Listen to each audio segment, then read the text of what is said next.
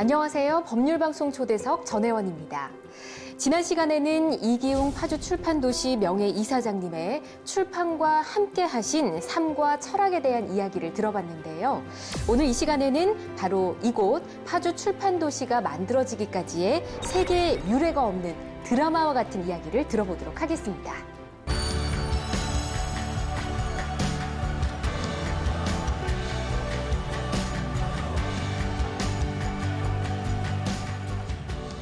출판인과 건축가들하고 같이 만든 도시예요. 어떤 의미에서는 우리는 하나의 운동으로 취급했어요. 출판은 감시의 대상이고 불온한 집단들로 여겼지. 70년대 중후반부터 80년대에 걸쳐서 대단히 어려운 시절이었죠. 책을 만들면서 우리는 위로를 받았다고 할 수 있을까? 책이 만들어지는 공간이 뭘까? 그래 집을 지어야 되거든. 번듯한 공간에서 책을 좀 만들어 보고 싶었던 거예요.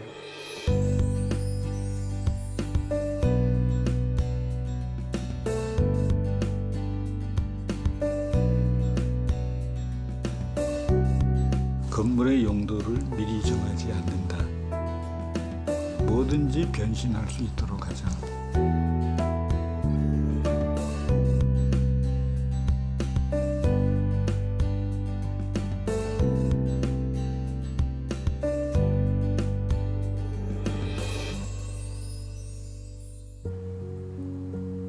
자리를 해주셔서 정말 너무 감격스럽고. 포기하는 건 저는 별로 없습니다. 포기가 5%의 가능성이 있으면 일단 그 끝까지 갑니다. 책이 우리 높은 수준의 책들이 나와서 교육의 질을 높여야 됩니다. 개막할 때 그때 감격은 우리가 다 울었어요. 이 꿈인가 생신인가. 부족한 내가 하라고 하니까 우리 동료들이나 선배들이 하라고 하시니까 그냥 열심히 한 거, 그것이 최고 전부 다입니다. 끝까지 들어주신 어른들께 정말 감사해 드립니다. 네, 감사합니다. 그 선비라는 표현을 쓰고 싶어요. 선비 같은 분이라고 말씀을 드리고 싶고요. 굉장히 고고하고 꼿꼿한 그런 분이라고 저는 느꼈습니다. 파주 출판도시를 만드는 그런 일에 거기서 무슨 수익이 나오는 것도 아니고 그저 봉사하시는 일인데 그런 일에 그 30년이라는 역사 동안 그 자기 인생을 바치셨다라는 부분은 저라면 못할 것 같아요. 네, 이사장님 안녕하세요. 반갑습니다. 네. 네, 오늘 방송을 여는 영상으로 영화 위대한 계약 파주 책 도시 예고편과 또 이와 관련해서 이사장님이 직접 관객과 만나 대화를 하는 모습으로 문을 열어봤습니다. 정말 세계에서도 유례가 없는 사례인 걸로 알고 있는데 처음에 이 출판 도시를 만들려고 한 이유가 있으셨을까요? 출판에 관한 출판 인쇄 또 출판과 관련되는 산업들이 네. 사실은 오래전서부터 있긴 있었거든. 소규모지만. 근데 우리가 60년대, 70년대를 거치면서 80년대 접어들면서 그 공간이 어마어마하게 양이 늘어나기 시작하고 네. 사람도 많이 늘어나고 또 분야도 많아지고 또 교육과 연관시키고 그래서 이제 국민 소득이 늘어나니까 이제 책들이 많이 팔리고 그러다 보니까 뭐 갑작스럽게 이게 팽창하는 거예요. 네. 그러니까 그 전부터 이게 뭐 출판사 아주 깔끔한 출판사를 꿈꾸는 사람들 많았잖아요. 경제 규모가 커지면서 이제 예고가 오는 거죠. 이게 네. 심각하다. 출판계가 공간을 컨트롤 못하는 거예요. 조그만 소규모의 출판사들이 창고 있어야지요, 거래처 있어야지요. 거래처가 또 다변화되니까 여기저기 있는 거예요. 산업 배치가 아주 무책임하게 있는지 되는 대로 사장이 허락하는 대로 벌리니까. 네. 이것을 조직적으로 좀 해야 되겠다는 생각을 많이 했어요, 사람들이.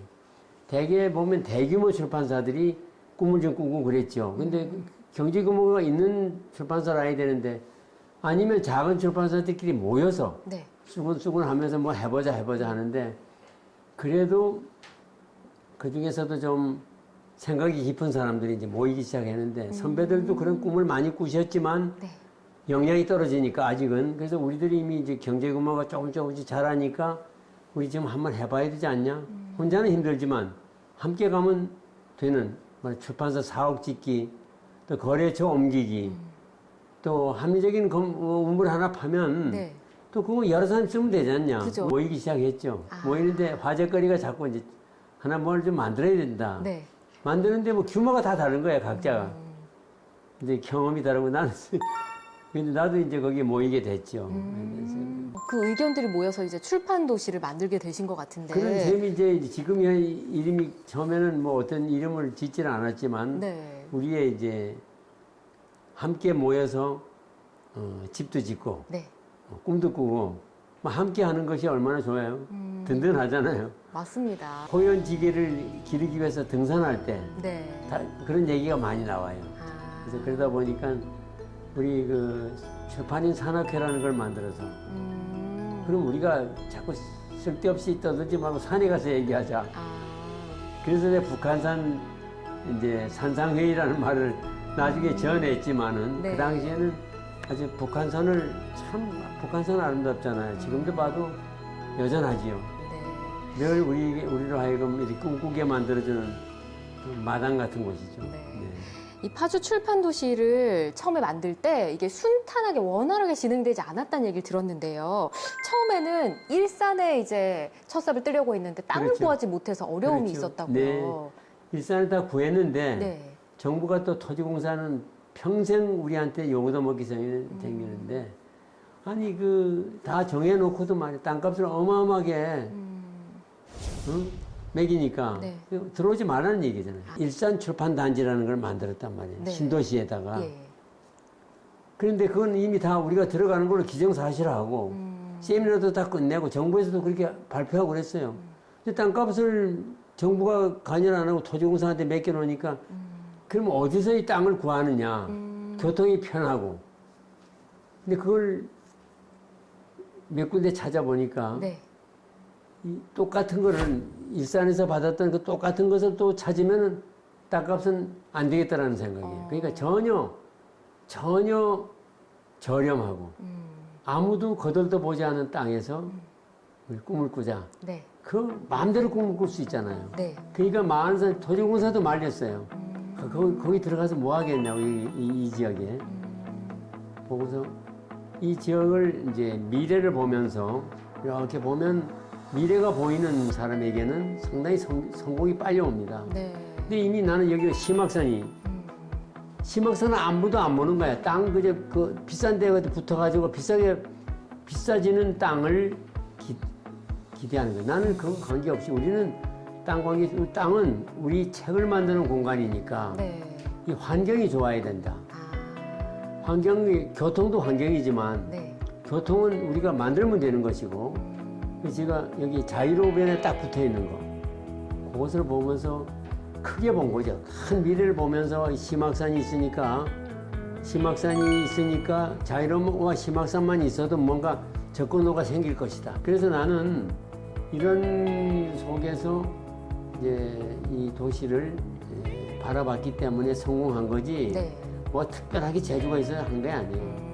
마음을 곧게 먹고 이 도시에서 좋은 책을 만들어서 나라에 보답하겠다고 하는 확실한 그 생각은 우리나라를 지키는 여러 가지 방법 중에 보국하는 것, 책으로 보국하는 것 네. 그것도 나오지만 그 보국하는 공간을 만들 때 이 환경을 바라보는 눈 이것도 역사에서 우리가 배운 거예요. 네. 배워서 우리가 역사에서 배운 실력을 가지고 이 도시의 땅을 정하고 네. 또 많은 뜻 있는 사람들과 모여서 오손도손 지어나가는 이런 모습을 보였기 때문에 이만큼이라도 온 게 아닌가 저는 네. 이렇게 생각을 합니다. 여기 그림 속에 네. 이분께 영감을 받으신 적이 또 있으시다고. 여기 안중근 그래 의사시잖아요. 안중근 선생이시고 예. 저거는 저거요. 예. 이제 수술해가지고 네. 살이 빠져가지고 지가 막 매기 시작한 네. 멜빵이에요. 그래서 저하고 저는 멜빵이 상징이 됐습니다. 그때부터. 이제 예. 안중근 선생이 나를 네. 늘 가르치시는 거예요. 운전 절로 가자. 말하자면 내비게이터가 안중근 선생이시고 나는 운전을 할 뿐이에요. 안중근 선생님께서 네. 우리 이사장님께 어떤 이래야 한다. 이분이라면은 내가 이 도시를 만들 때 나라를 이끄는 지도자 이런 사람들은 그 정신이 이끌잖아요. 나라를 이끄는 거 민주, 뭐 공정, 정의 뭐 이런 거 얘기하는 것은 지도자가 하잖아요. 네. 지도자가 옳게 이끌어주지 않으면 이 도시는 쓸 수 없다고 생각하고 나는 이 도시를 건설하는 과정에서 하나하나 한 땀 한 땀 감리하시는 분이다, 이분이. 네. 감독하고 또 가르치시는 분이다라는 것을 우리 안중근 선생으로 모셨죠, 우리가. 안중근 선생은 이 도시를 만드는 감리인으로 모셨다고요. 근데 이분은 나라가 위기가 있을 때 목숨을 던져서 순국하신 거 아니에요. 순국이라고 그러죠. 네. 그러니까 안중근 선생은 이또를 쐈는데 그 이또가 왜 쓰러지니까 왜 나라가 이렇게 좋아지느냐 이게 아니고 이제 이또라는 사람은 동아시아의 평화를 교란하는 대동아 공영권이라는 말을 핑계 삼아 네. 한국과 중국과 일본을 다 먹어서 온갖 악한 행위를 하는 것이기 때문에 이 사람을 쏴서 내가 많은 사람들에게 표본으로 이래서는 안 된다는 걸 보여주는 행위를 함으로써 이 양반이 스스로 목숨을 나라에 바친 꼴이 됐잖아요. 네. 그런 모습을 보면서 저 정도라면은 안중근 선생이라면은 우리가 믿을만하게 우리의 나라의 운명을 좌우해야 될 이 책의 역사를 만드는 곳인데 이분이야말로 이 도시를 잘 이끌어 주실 것이다. 출판도시 만들면서 어려움 극복하실 때 우리 안중근 의사의 정신을 많이 도움 받으셨는데 근데, 이후에 관련해서 책을 또 내셨더라고요. 네, 그러니까 이 양반이 내가 잘 모르지 안중근 모르는 사람 없잖아요. 네. 안중근 모르는 사람도 없지만 또 제대로 아는 사람도 하나도 없다. 나 이 생각을 쭉 해왔어요. 예. 근데 왜 그랬냐면 이 안중근 선생이 그 여순 감옥에 갇혀서 5개월 동안 재판을 받았어요. 예. 본인은 나는 포로로 잡혔다 그러고 전쟁하다가 일본은 이제 범죄자로 취급을 했죠. 그래서 재판받는 5개월 동안의 과정에서 이분이 남긴 기록이 있습니다. 그거는 법정 기록이에요. 네. 뭐 검사가 질문하고 재판장이 판결을 내리고 또 문답하는 교수들을 이렇게 신문하는 그 공개 재판을 했거든. 네. 여순 감옥에서 네. 했는데 그때의 그 법정 기록이 지금 남아 있어요. 일본의 속기록으로. 예. 근데 그것이 이제 일본말로 번역을 풀어가지고 그 다음에 우리말로 번역을 한 책을 내가 냈습니다. 아주 번역하면서 내가 많은 눈물을 흘렸어요. 안중근의 그 처절한 싸움, 네. 법정 싸움이 뭐 이름 말할 수 없는 그 용감하고 아무 조금도 밀리는 것이 없이 자기 주장을 곧대로 하고 공개 재판에서 서양 기자들이 다 들어서 그것이 다 보도가 다 나갔기 때문에 이 속기록은 굉장히 역사적 기록이 됩니다. 그러네요. 그걸 내가 번역을 다시 하면서 예. 많은 그 깨달음을 느꼈죠. 그래가지고 이 안중근을 모시게 됐고 안중근의 그 책을 네. 계속해서 내가 이제 전파하고 지금도 계속 안중근의 정신을 살리고 있습니다. 그렇군요. 네. 이사장님 출판도시를 진행하시면서 이사장님께서 가장 강조한 원칙이 4가지가 있는데 네 가지인데 균형, 절제, 네. 조화, 사랑이더라고요. 내가 가장 먼저 꽂은 게 이제 이 절제 있는 도시를 만들겠다. 네. 절제. 절제라는 건 참 무섭습니다. 절제라는 건 어떻게 생겼겠습니까? 네. 수상명사예요. 근데 그 절제라고 하는 것은 아낀다만이 아니에요. 조심한다는 뜻도 있고 또 함부로 하지 않는다는 뜻이 있고 또 뭐 조용하게 한다는 뜻도 있고 여러 가지인데 네. 그 절제라고 하는 것이 이 도시가 갖고 있는 가장 중요한 미덕이었다고 나는 그저 아주 처음서부터 절제. 절제 네. 그다음에 균형 균형. 그다음에 조화 조화. 그리고 인간의 마지막에 사랑. 사랑. 근데 이 4개가 예. 만약에 우리 도시의 성격을 이제 이렇게 다듬어 준다면 아주 아름다운 또 최고의 디자인에 또 최고의 그 효율에 최고의 안전도가 높은 네. 그런 도시가 이루어질 거라는 생각을 하고 계속 그 주산명사를 통해서 나는 이 도시의 성격을 주장하고 했어요. 근데 사람들이 그냥 간단하게 그냥 이 얘기만 하니까 예. 그 단어에 깊이 들어가 봐야만 아는 도시가 어떻게 생겼기에 뭐 절제 있는 도시냐 그건 풀어나가야 되거든. 또 균형 있는 도시가 뭐냐 또 조화로운 도시가 뭐냐 그 깊게 생각하지 않으면 답이 안 나옵니다. 네.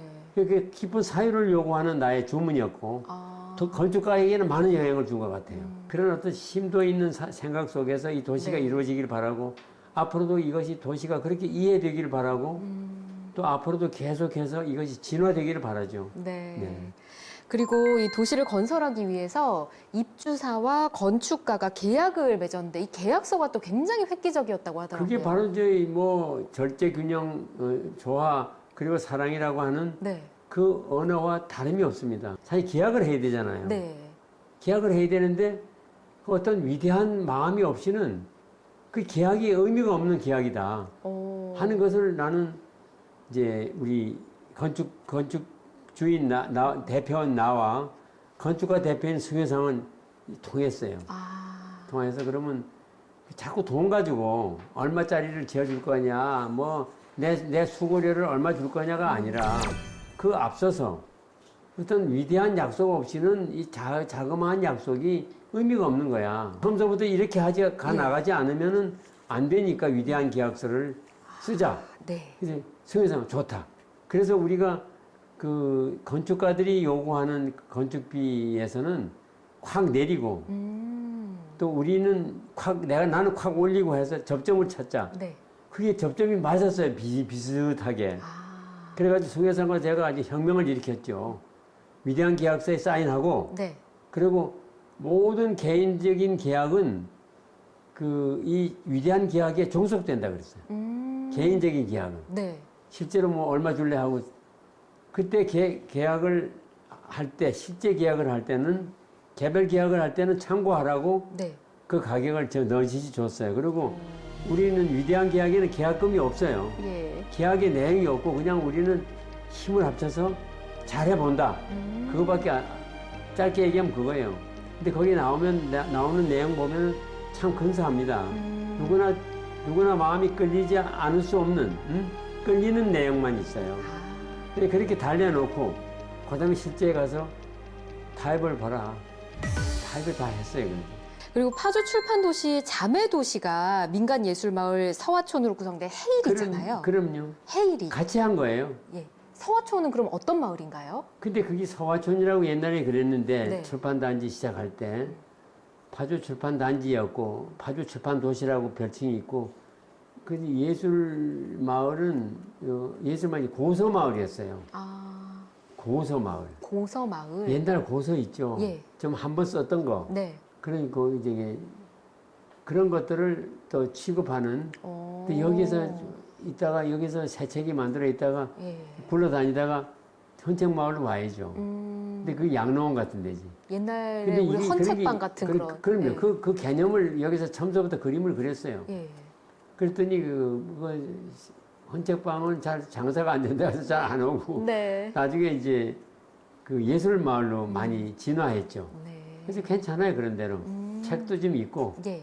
또 카페도 있고 그래서 이제 좀 본격적으로 나는 책에 좀 성격을 불어넣기 위해서 거기다가 안중근 선생 기념 공간 하나 마련했죠. 안중근 기념 영혼 도서관 말씀하시는 그렇죠. 거죠? 이제 그 영혼이 없는 책은 없거든 사실은.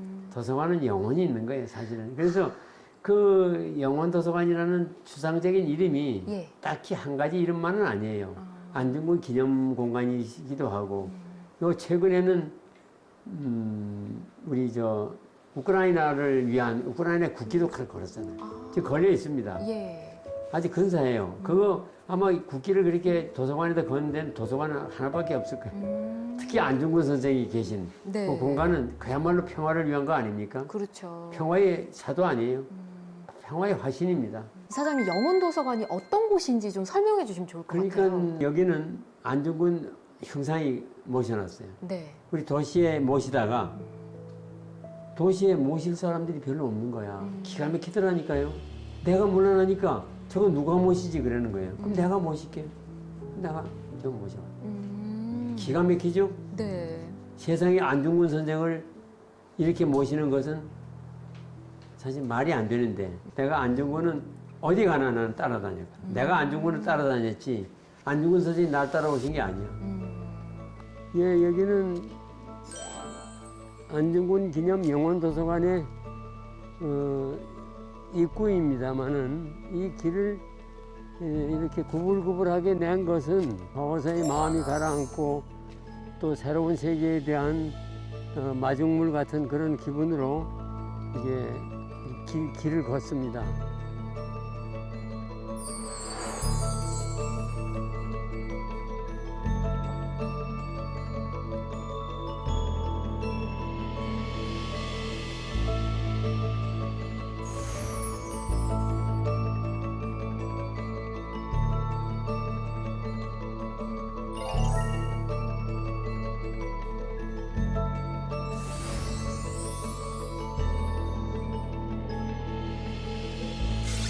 파주 출판 도시를 처음에 3단계로 구성하셨다는 걸로 알고 있습니다. 1단계가 출판 산업단지고 2단계가 영상 산업단지고 그리고 마지막 3단계가 북팜시티라고 얘기를 들었는데 이 북팜시티가 책농사, 사람농사, 쌀농사가 네. 함께 담긴 뜻이잖아요. 맞습니다. 현재 그러면 파주 출판 도시는 이 1, 2, 3단계 중에 어디까지 와 있다고 생각하시나요? 근데 우리 출판 도시는 계속 진화해야 되거든. 예. 지금도 포기하지 않습니다. 네. 이 도시가 여기 땅값이 비싸지기 시작하면 안 돼요. 그 소유자들이 또 땅값 오르기를 기다리니까 네. 이 나라가 상당히 피폐해진 것이 바로 땅값, 특히 농토가 비싸진 것. 예. 이것이 재앙입니다. 그것을 빨리 농토를 회복하지 않고 또 농사를 짓는 땅을 싼 땅을 가지고 있어야지 농사 짓는 사람이 어떻게 비싼 땅을 가지고 농사 짓겠습니까? 근데 땅값이 떨어질 때까지 기다릴 수밖에 없는데 네. 그것이 문제죠. 그래서 문제는 제기를 많이 해놨습니다. 네. 농토를 농토답게 모시는 것. 그것이 우리의 살 길이다. 탄뜩 올려놓고 농사 지으면 누가 짓겠습니까? 그러니까 아파트를 지어야 돼요. 그 아이러니를 네. 저는 되씹으면서도 계속 포기하지 않죠. 근데 지금 농지, 네. 절대 농지만 해도 농지답게 해야 돼. 그것이 이제 다 알면서도 또 안 되는 이런 비참한 어떤 형국들이 자꾸 부정부패로 쌓이 가잖아요. 네. 근데 그런 것을 우리가 씻어내는 작업들이 굉장히 중요한 우리 출판 도시에서 모델을 삼아 우리가 뭐 비싼 땅을 만들었다 그게 아니라 네. 가치 있는 땅을 만들었다. 가치. 땅값이 비싼 게 아니라 가치가 있는 그런 공간을 만드는 거죠, 이 도시는. 그래서 농토도 얼마든지 문화적인 농사 지면서도 얼마든지 문화적인 공간을 만들 수가 있거든. 네. 그걸 왜 포기하냐 이 말이야. 왜 몽땅 다 포기하거나 아니면 또 아파트를 짓거나 그 둘 중에 하나냐 말이야. 그건 아니잖아. 그래서 그 답은 우리가 후배들이 만들어야 될 거예요. 앞으로는 우리 새로운 정부가 만들거나 또 새로운 또 정부가 못하면 그 다음 새로운 정부가 포기하지 말아야 되겠죠. 네. 그럴 때까지 이 도시는 계속 진화해 나가야 된다. 이 생각을 하고. 알겠습니다. 자, 파주 출판 도시의 역사를 살펴보면 단순히 시장 경제 논리로 이해되지 않는 부분이 참 많습니다. 이 대단한 일을 이기웅 이사장이라는 위대한 편집자가 이 출판 도시를 만들면서 해냈습니다. 다음은 마지막 시간인데요. 책농사, 사람농사의 장인에게 우리 시대에 반드시 지켜야 할 정신에 대한 이야기를 들어보도록 하겠습니다. 오늘은 여기서 인사드리겠습니다. 이사장님 고맙습니다. 감사합니다.